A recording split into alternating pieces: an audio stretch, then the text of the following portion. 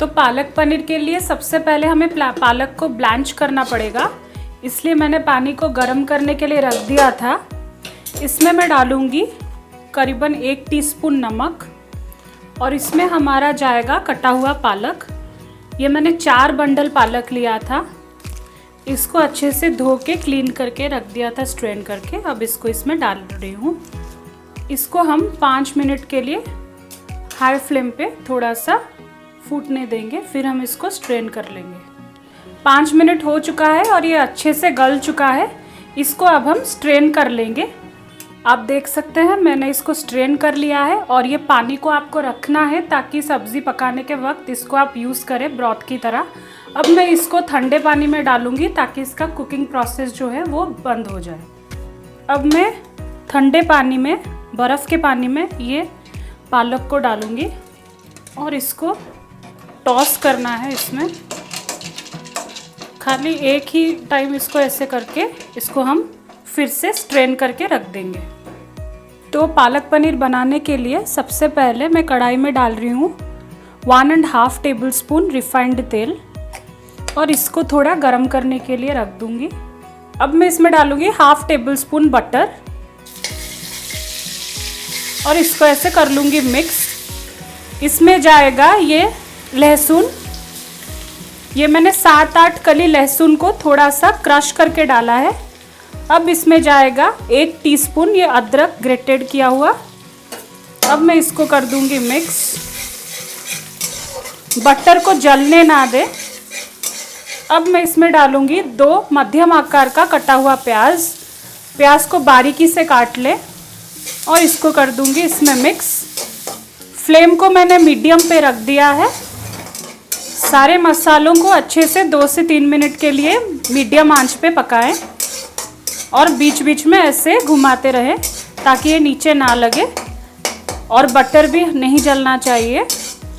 अब इसमें जाएगा 1 टीस्पून हल्दी और इसे भी कर लूँगी मिक्स। अब मैं इसमें डालूँगी 1.5 टीस्पून कश्मीरी मिर्च और अच्छे से इसको मिक्स कर दूँगी।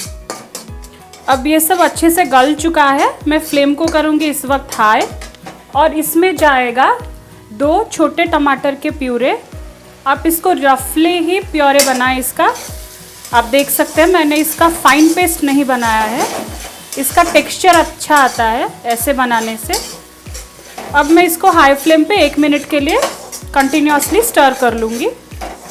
इसे हाई फ्लेम पे पकाने के समय मैं इसमें डालूँगी 1 कप हमारा जो ब्रॉथ था पालक का, वो मैं पानी के जगह पे यूज़ कर रही हूँ और ये अभी जलेगा नहीं मसाला।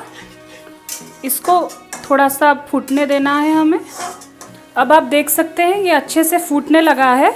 अब मैं इसमें डालूँगी 2 टीस्पून चीनी। आप चाहे तो चीनी का क्वांटिटी कम कर सकते हैं। टमाटर के टैंगीनेस को बैलेंस करने के लिए मैंने चीनी डाला है। अब इसको कर दूँगी मिक्स और इसे आधा मिनट के आसपास और थोड़ा पकने देना है ताकि जो ग्रैनुलेटेड शुगर है वो अच्छे से इसमें मिक्स हो जाए।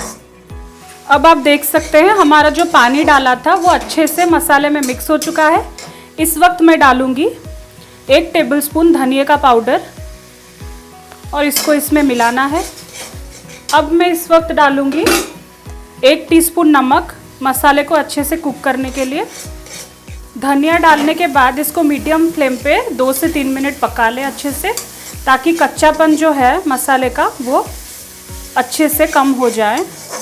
और इसको ऐसे ही बीच बीच में आप ऐसे घुमाते रहें ताकि नीचे मसाले ना लगे।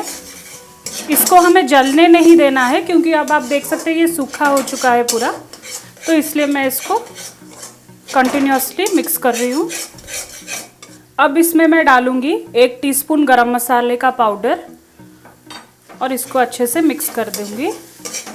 अब इसमें मैं डालूँगी 2 बड़े चम्मच वो पालक का पानी ताकि हमारा मसाला अच्छे से कुक हो एक साथ। अब हम इसको और 2 मिनट के लिए मीडियम आंच पे पकने देंगे। आप देख सकते हैं मसाले का कलर चेंज हो चुका है और ये गाढ़ा भी हो चुका है और ये अच्छे से पक भी चुका है। अगर आप इसको मीडियम फ्लेम पे ऐसे ही 4 से 5 मिनट पका लेंगे तो ये अच्छे से बन जाता है। अब मैं इसको करूँगी हाई और थोड़ा सा आधे मिनट के लिए ऐसे ही मिक्स कर लूँगी। अब ये अच्छे से हो चुका है। अब इस टाइम मैं डालूँगी हमारा जो पालक मैंने ब्लांच किया था उसका मैंने प्योरे बना लिया है। इसको आप डालते इस वक्त और इसको इसमें मिक्स कर दूँगी। फ्लेम को हाई पे ही रखें और इसको कंटिन्यूसली मिक्स भी करें। अब इसमें मैं डालूँगी 400 ml पानी। अब हम इसको ऐसे लीड दे देंगे और इसको फूटने देंगे। अब आप देख सकते हैं ये अच्छी तरह से फूटना चालू हो गया है। अब हम इसको थोड़ा सा थिक बनाने के लिए 4 से 5 मिनट इसको अच्छे से फूटने देंगे और उस बीच पालक भी पक जाएगा। फ्लेम को हाई पे ही रखें। 5 मिनट हो चुका है और आप देख सकते हैं ये गाढ़ा भी हो चुका है। अब इसमें जाएगा स्वादानुसार नमक। नमक डालने के वक्त याद रखें कि हमने पालक में डाला था और मसाले में भी डाला था। इस स्टेज पे आप चक्के भी डाल सकते हैं और इसको अच्छे से ऐसे मिक्स कर ले थोड़ा नमक को। अब मैं इसमें डालूँगी कटा हुआ पनीर। ये मैंने 250 ग्राम पनीर लिया है और इससे डालने के बाद मैं इसमें डालूँगी और 1 टीस्पून गरम मसाला और इसको हल्के हाथों से ऐसे फैला दें जैसे पनीर ना टूटे। और अभी हमें सिर्फ इसको एक उबाल देना है और कुछ नहीं। अभी आप देख सकते हैं ये पूरा अच्छे से हो चुका है। अब मैं फ्लेम को करूँगी ऑफ और इसको ढक दूँगी। इसको ऐसे ही आप 10 मिनट रखें ताकि जो पनीर वो सारे जूसेस को खींच ले और टेस्ट अच्छा आए। फिर हम इसको सर्व करेंगे। इसके ऊपर हम डालेंगे 1 डॉलप बटर। तो मैं आशा करती हूँ कि आज की रेसिपी आपको पसंद आई होगी। ये बहुत ही हेल्दी और टेस्टी रेसिपी है। इसमें ना तो मैंने फुल फैट क्रीम या कुछ ऐसा डाला है। इसको घर पे बनाएं और आप इसको बटर रोटी, नॉर्मल रोटी या फिर लॉन्ग ग्रेन राइस के साथ सर्व कर सकते हैं। और ऐसे ही रेसिपीज़ देखने के लिए प्लीज़ मेरे चैनल को लाइक, शेयर और सब्सक्राइब करना ना भूलें। I hope you have liked this recipe and do subscribe, like, share and comment for more such recipes. Thank you.